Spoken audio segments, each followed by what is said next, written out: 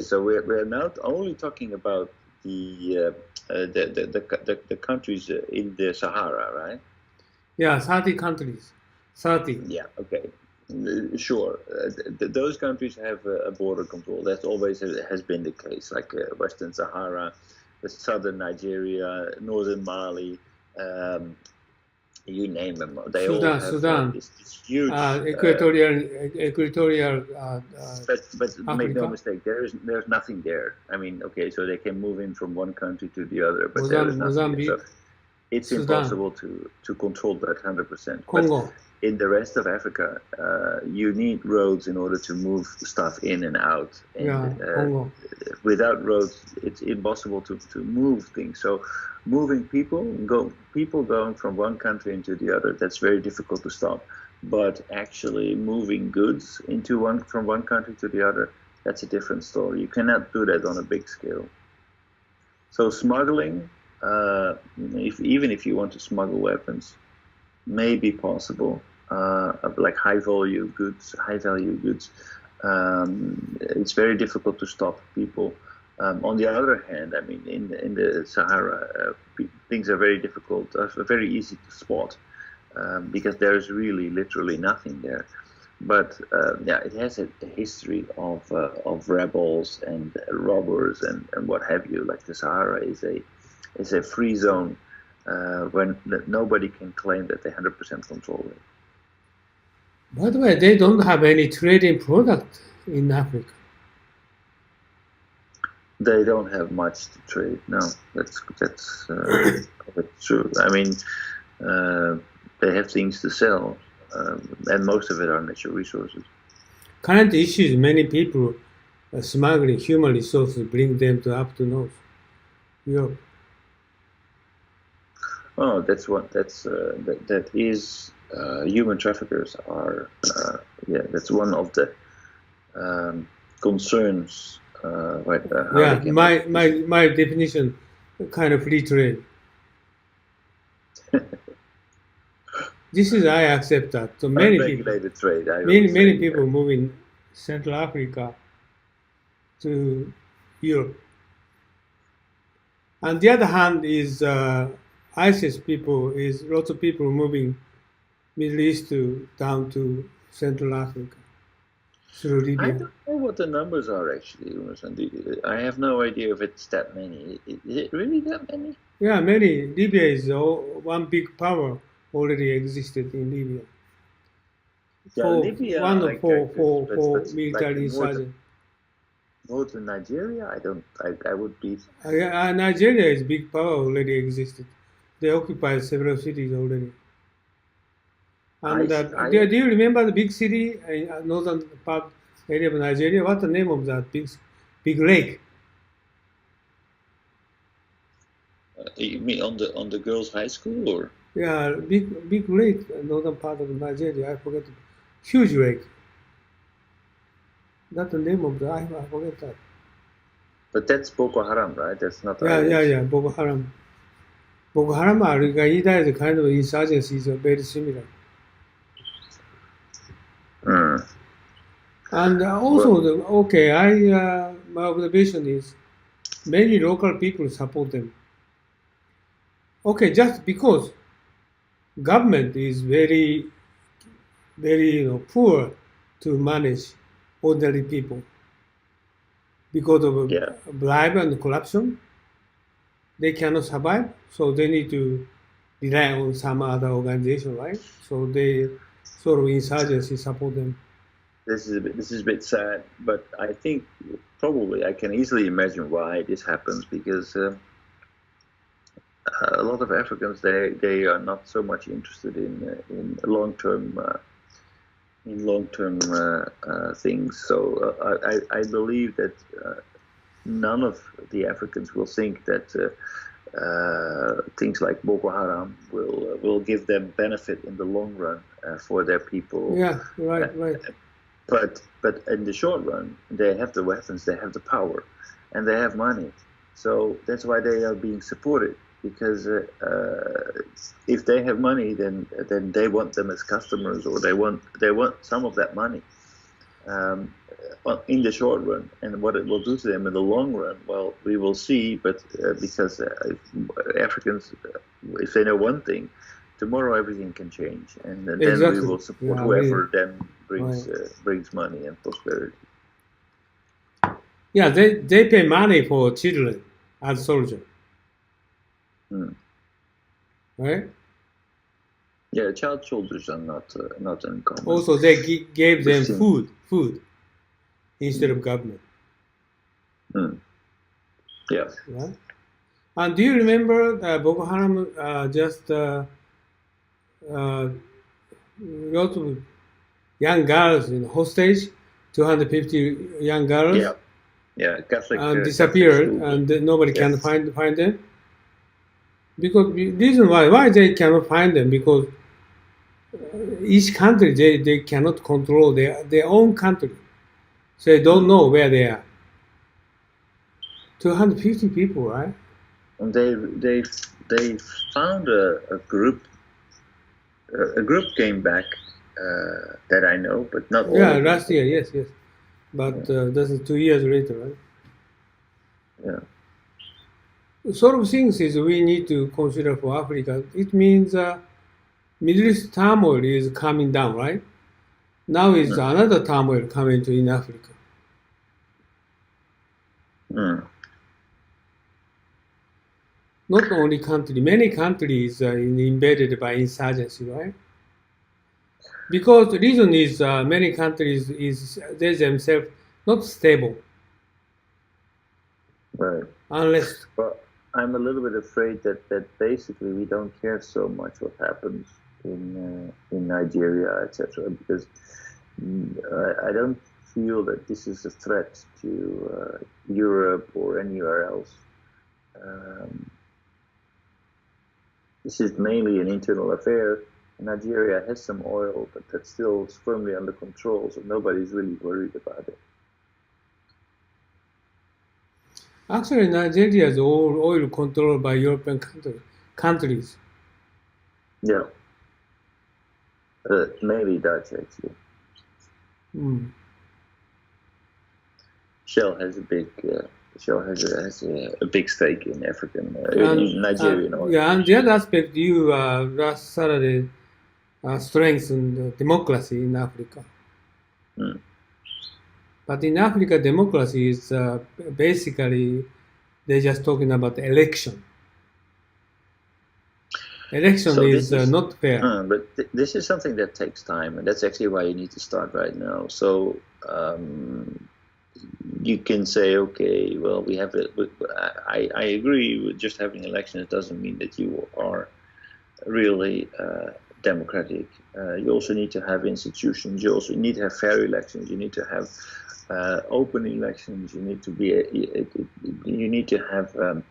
People need to have access to information, free information, unbiased information about what people want, and then also it needs to be inclusive. That means that it's not winner takes all democracy, like we saw in Iraq, for example, where after the elections, basically the Shia took all the power and excluded all the Sunnis.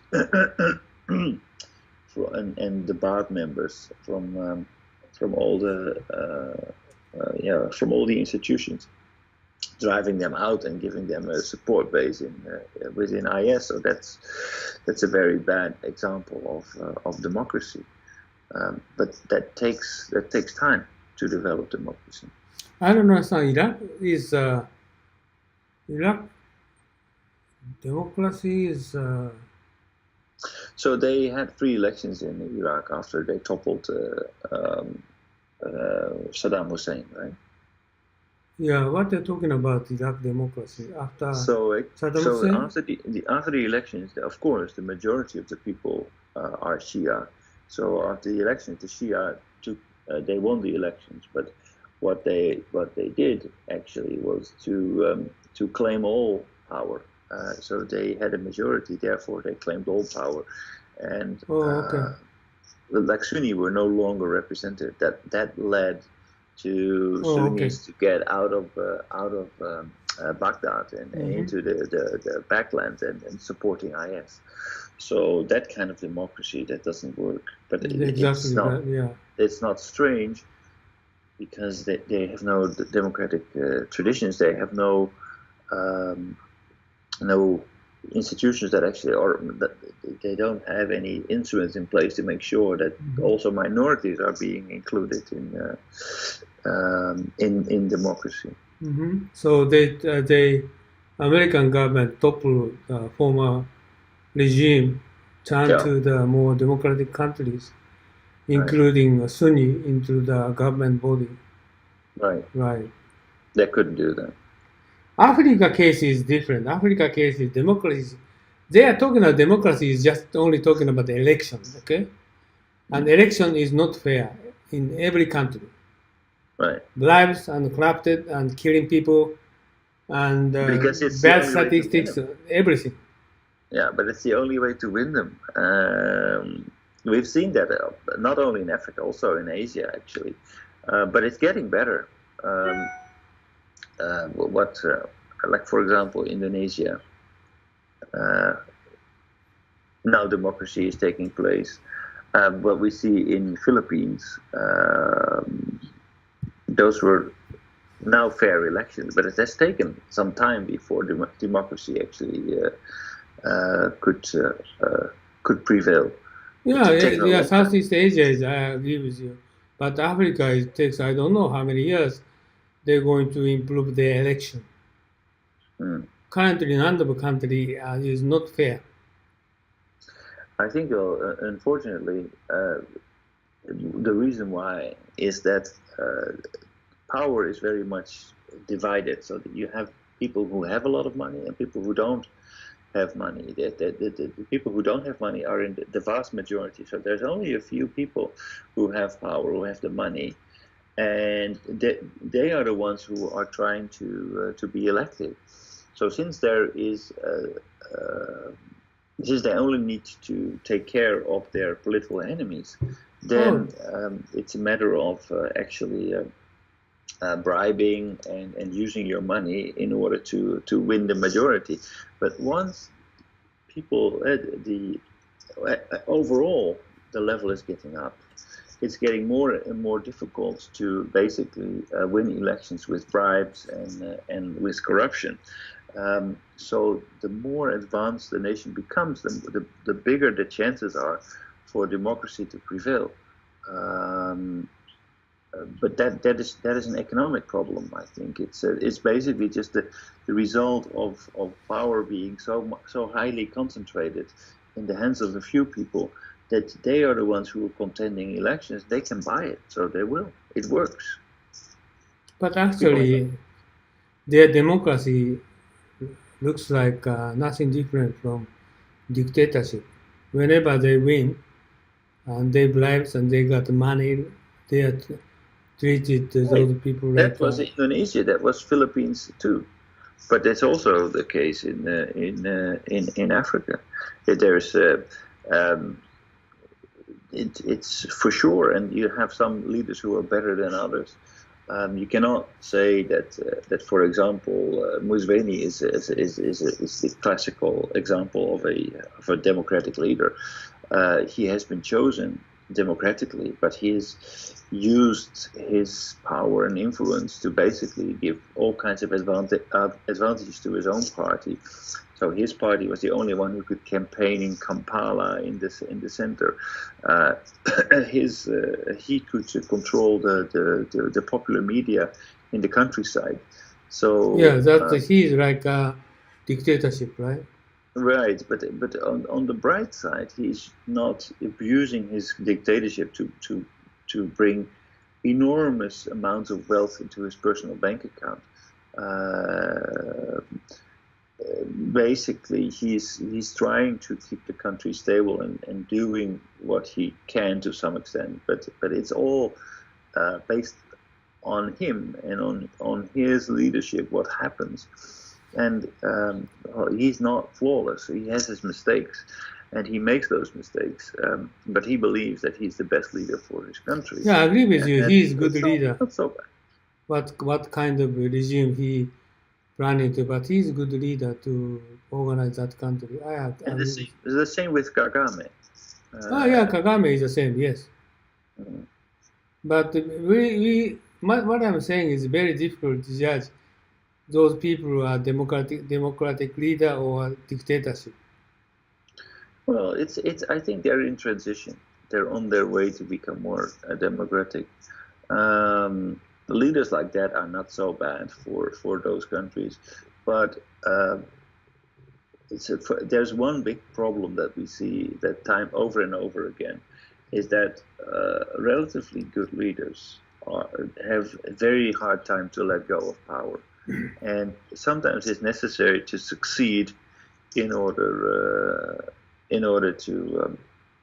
to grow a country. So there needs to be a time when those leaders step down and say, okay, now it's up.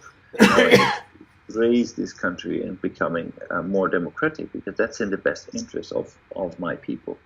But that seems to be hard, because everybody starts to believe that since they have been running the place for so long, they are critical for the stability of that country.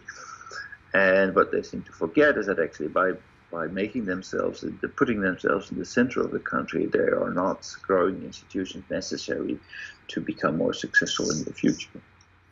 Many European people say African country is democratic country or not. It's just only based on election. But this is completely wrong. Election itself is not a standard judgment of norms of democracy. Right. So this is, I think, many Westerners misjudgment for African country. This country is democratic country or not? No. How to lead those people, this country, and so sort of things. And corruption and bribes are different. Even if dictatorship and democratic country, the corruption and the bribes exist. Yeah. So we must be carefully make judgment for African country is which country is good country or bad country. But this is kind of their judgment will not going to be happening in Africa so far. Right, but countries like Uganda, countries like especially like Rwanda, they are in transition. They came very far. They have been under rule of Obote Amin, and like Rwanda had a very bloody civil war only a few decades ago. I support Kagame is fragile. Good leader. Yes, I agree with you. Very fragile, and so they are carefully taking step by step, and they're getting better. So I feel that these countries are in transition. They're heading in the right direction. There's hope for them. But what is very typical, actually, I think, that these are countries that do not have a lot of natural resources. That are landlocked countries. They have so many things that are not in their favor. Which country? Uganda and Rwanda. Right. So they are landlocked countries. They don't have a lot of natural resources. So actually, these countries, they need to survive based on what they produce and it's exactly countries like that that seem to be getting the upper hand versus countries that do have natural resources, because these countries are being mismanaged at a much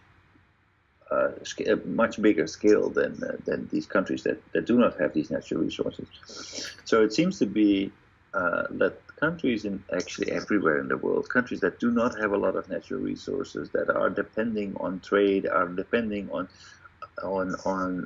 manufacturing, those are the countries that are more successful. But Kagame, Rwanda case is not trade. Why is they success? He tried to govern this country. So how to try to accumulate the asset for the ordinary people. Right.